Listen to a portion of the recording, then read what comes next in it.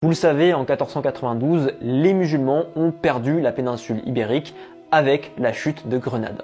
Dans cette vidéo, je vais vous présenter 6 facteurs qui expliquent la défaite des musulmans dans la péninsule ibérique. Premièrement, les révoltes internes. Il faut savoir que Al-Andalus a connu différentes fitnas, des guerres civiles, parmi laquelle celle du XIe siècle, où le califat omeyyade a littéralement explosé et donné naissance à une diversité de royaumes qu'on appelle les taïfas.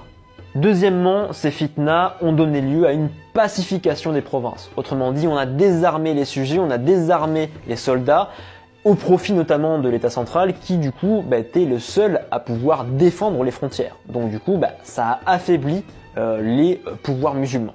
Troisièmement, notamment sous les deux dynasties berbères almoravides et almohades, les possessions musulmanes se répartissaient sur 2 continents différents, en Afrique du Nord et en Espagne. Et du coup, pour gérer tout ça, en plus des révoltes internes, je vous fais pas un dessin, mais c'est très compliqué.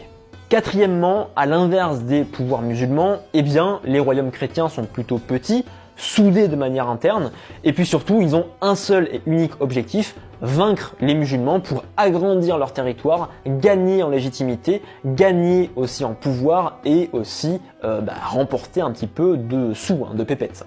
Cinquièmement, en plus de ça, comme ça suffisait pas, les chrétiens ont été aidés par les croisés, en l'occurrence par exemple lors du siège de Lisbonne de 1147. Sixièmement, comme tout ça, ça ne suffisait pas encore, certains musulmans n'ont pas hésité à tourner le dos au pouvoir musulman et à devenir les alliés des chrétiens. Bref, tout ça, ça fait quand même un peu beaucoup et vous imaginez bien que ça explique bien évidemment pourquoi les musulmans ont perdu dans la péninsule ibérique. Bien sûr, il y aurait plein d'autres facteurs à mettre en avant, mais ça franchement, c'est les principaux.